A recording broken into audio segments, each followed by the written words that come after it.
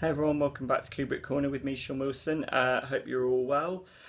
So I'm speaking to you now, having recently, very recently, as of today, come back from the multimedia IMAX screening of Christopher Nolan's highly anticipated and very mysterious new movie Tenet. No doubt you'll be familiar with this. This is obviously the latest film from the Inception and Interstellar and Dark Knight filmmaker that's been kicked around all over the film schedule as a result of the COVID-19 pandemic. It was meant to have come out on the 17th of July. Multiple release delays later. It is now coming out in the UK, Ireland and certain other territories on the 26th of August. It is then poised to come out in the USA on the 3rd of September. So it's interesting because the circumstances surrounding this film have kind of almost invested it with a mystique that it might not otherwise have had if it had been released in a non-pandemic environment. I mean, one should say that Christopher Nolan always attains a huge measure of attention, deservedly so. He's a fabulous filmmaker. He is able to straddle that line between art house and blockbuster popcorn thrills. And in his best works, think of things like Inception, he fuses those two things. He gives you the astonishing eye-widening spectacle, yet he also leaves you thinking. It's Inception, to take that as an example, was a triumph of original high concept filmmaking drawn purely from Nolan's brain. It went on to become a huge hit. So Christopher Nolan is something of a hero of mine, and he has been very explicit in his desire to get Tenet out during the summer period, during the dog days of the summer period, as it turns out, with all the delays that have happened. But he's been determined that this film will redeem the preceding 5-6 months in which people have been stuck at home with no audience-friendly big screen spectacle to enjoy. He's been quite adamant about that. And as I record this, we wait to see how successful the movie actually is going to be in a fiscal sense. Reviews are starting to trickle in now. The embargo is up, which is why I'm speaking to you now. And I wanted to do this review now because this is as authentic an experience as I can get, having just seen the film a few hours ago for the first time. And it's always a question with Nolan that his films come at you in a blur. I remember going to see Inception on the big screen and being amazed by it, but I wasn't quite sure what it was I was amazed by. I knew that I'd enjoyed it, but it took me about another 2 cinema visits to actually unpick what the nature of that film was, and subsequent viewings on television and DVD have allowed me to further appreciate the nuances in Inception and the beautiful intricacy with which that storyline interlocks. So it is true that Nolan's movies take more than one go at them. I do need to go and see Tenet again. I feel that kind of burning desire to go and see it again. As it stands, as I record this video, I kind of feel like I've got unfinished business with the movie.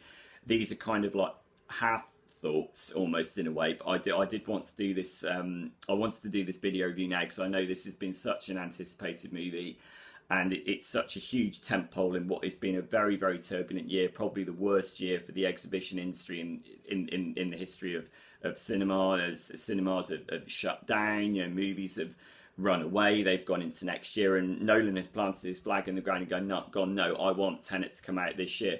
So the interesting thing about the coronavirus pandemic is that because it's almost shrunk the window in which details about this film can have come out. So it's almost played into the hands of the filmmakers in terms of it being really secretive. So the movie is only just now being scuttled out at the end of August, and I've been in a position of not reading any reviews, not having watched the most recent trailer, and I understand that the slight hypocrisy of that with me coming at you now in the form of a video review. I will say, if you don't want to know anything about Tenet at all, turn off now and come back to this video review later. For those who do want to stick around and watch this, I am going to try my best not to give away spoilers. I'm only going to try to describe what was in the trailer, and the trailers didn't give away very much, which I think is actually a laudable thing. That's a classic Christopher Nolan trope as well. So, broadly speaking, we start with a siege on a Kiev opera house. John David Washington is a CIA operative who is captured by his enemies and is then rescued. And he is essentially then almost reborn in a way as a globe-trotting operative on the trail of a deadly piece of technology which results in time inversion. So not time travel, but time inversion. And this first becomes evident in a scene with Clemence Posey from In Bruges, who is a scientist whom John David Washington's unnamed central character goes to meet. He appears to fire a gun. She says, "You're not firing the gun, you're catching the bullets." So the idea is that entropy, the flow of time, is being inverted. Inverted is the word that's used throughout the film. And the idea is the future can reach back and communicate with the past, and the past and the future can kind of crisscross with each other. And that results in some genuinely jaw-dropping action sequences later on. That's the kind of thing that I'd been missing, having been deprived of big, grandiose blockbuster entertainment over the last 5 months. Those were the moments where I thought, blimey, this is amazing. I saw it at the BFI IMAX in Waterloo in London, 70mm IMAX. Couldn't get a better presentation than that. And the sequences in which Nolan does that classic thing that he loves, which is moulding time, but doing it in a very, very ambitious action concept with shootouts, hand-to-hand fist fights, car chases. That is genuinely quite staggering. And the movie has got a global sense of scale. I mean, it goes from Estonia to London to Mumbai to Denmark. I mean, it is remarkable. It's luxuriantly shot by Hoyt van Hoytner. There is a scene set in Ravello in Italy where I've been, which practically sort of luxuriates in the beauty of the Amalfi Coast.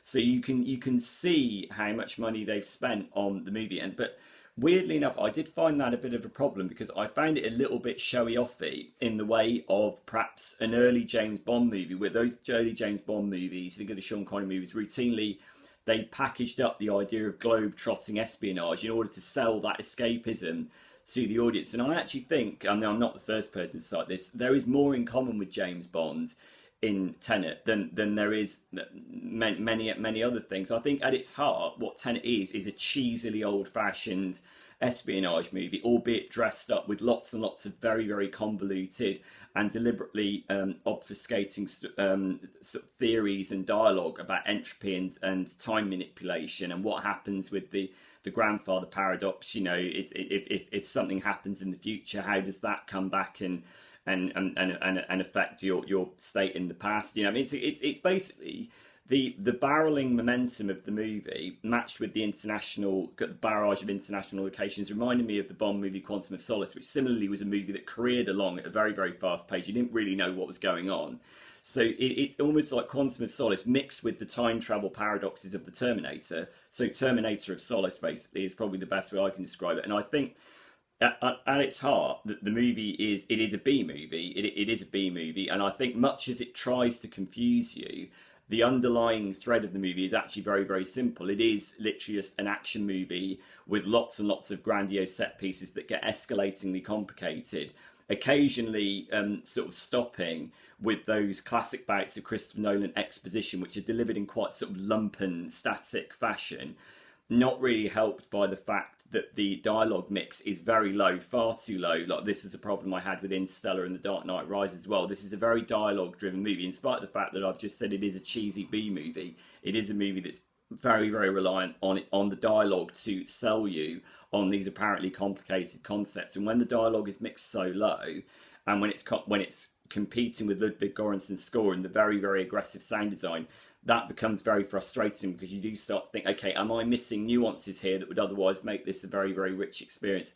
So that is a problem. I think that at its heart, it's not as complex a movie as it looks. And I also think the coronavirus pandemic, as I said, to take it back to the point I made at the start of the review, has given it a mystique that I'm not sure the film can live up to. I mean, at its heart, it is just a $205 million globe-trotting espionage movie that's very much in the wake of James Bond. But that is also a problem because Christopher Nolan also did that with Inception, because the entire final act of Inception with the snowy fortress was designed as an homage to On Her Majesty's Secret Service, which is, Nolan says, that's his favourite ever Bond movie.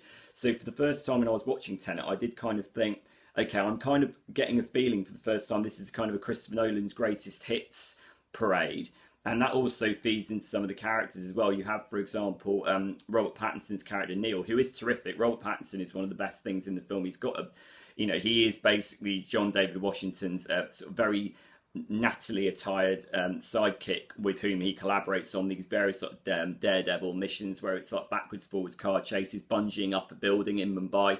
But Robert Pattinson emerges as this very suave, dapper character with a thing for chiffon scarves. But he did remind me very much of Tom Hardy's character from Inception. There is a lot of that, although one could see that both characters maybe are a kind of avatar for Nolan himself, who is very kind of very well mannered, very well dressed, very quiet, very softly spoken. Nolan is that person. You don't have to look very hard to see that they are potentially an avatar for him.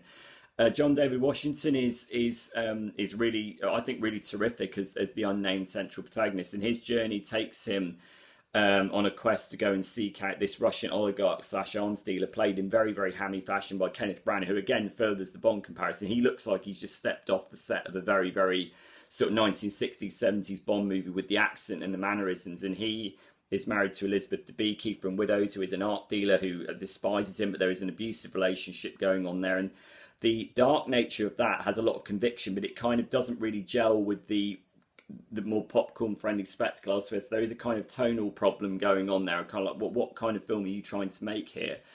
Other characters have various walk-on parts. There's a very brief 2-minute appearance from Michael Caine, because of course there is, because he's Christopher Nolan's good luck charm. He gets the best line in the movie, actually. Walk-on roles for the likes of Dimple Kapadia, Aaron Taylor-Johnson, Himesh Patel, and so on. So it's a starry cast, all of whom are, one can sense as they're delivering the dialogue that they are struggling to understand the dialogue they're delivering, let alone us try to comprehend what it is that they're saying. I mean, very famously, many of the cast members in this were confused by what was going on. John David Washington, Robert Pattinson and Michael Caine said, look, they didn't really have any idea what was going on. And you can occasionally kind of see that glazed look in the eyes of the actors as they're having to deliver this constant kind of the exposition dump before we get on to the next action scene. So I think it is flawed. I think as a piece of action popcorn cinema, it is spectacular if incoherent. I think it retreads a lot of ground that Christopher Nolan has done before, albeit on a grandiose scale. There are some terrific scene-stealing performances. I think that I would encourage people to go and see it, in as much as it is genuinely arresting and awe-inspiring in its best moments. And I love the fact that Christopher Nolan again is averse to using CGI, and everything that you see, including the sequences that mix backwards and film footage shot backwards and forwards, and the way they've meshed that together is genuinely very well done. Ludwig Göransson's score, it evokes Hans Zimmer, but I think has Göransson's own style on it. There's this pulsating, kind of throbbing electronic pulse going on underneath the score, which propels the action on, which is great, although, as I say, it does occasionally rub up against the dialogue. Yeah, and I think that, for my money, it's a mid-range Nolan movie. As ever, I admire his ambition. The technique is astonishing. The scale of the movie is astonishing. I just kind of wish that in this instance less was more, because we don't really find out much about the characters. And the moments where John David Washington and Robert Pattinson share a kind of wryly humorous exchange about the nature of time, that I wanted more moments like that, just to offset the big crashing reverse backwards forwards car chase sequences. More moments like that wouldn't have gone amiss, actually, if I'm being completely honest. And I have to confess, I came out at the other end of it being thoroughly bamboozled by what I just watched. I'm not entirely sure if I was bamboozled in a good way. I did enjoy it, but I came out thinking what I wouldn't give Christopher Nolan to make another film with the rigour and the discipline of something like Memento, which cost something like, very little money, cost something like $5 million, and is absolutely tailored to narrative and to character. What I wouldn't give to get something like that again. So a mixed bag for me. Those who are on the fence as to go whether to go and see it in the cinema, I would encourage you to go and see it in the cinema, because you will see things that you won't necessarily have seen before. Christopher Nolan is always pushing boundaries as a technician, even though I think in this instance he kind of falls back on maybe his abilities as a storyteller necessarily. It is a fundamentally more simple, cheesy movie than I think the outward sheen gives the impression of. I am going to go and see it again, so I will do another review on this channel very soon. If you already have seen it at a preview, or you are planning to see it, drop me a comment here at Kubrick Corner, and I'll see you soon. Bye.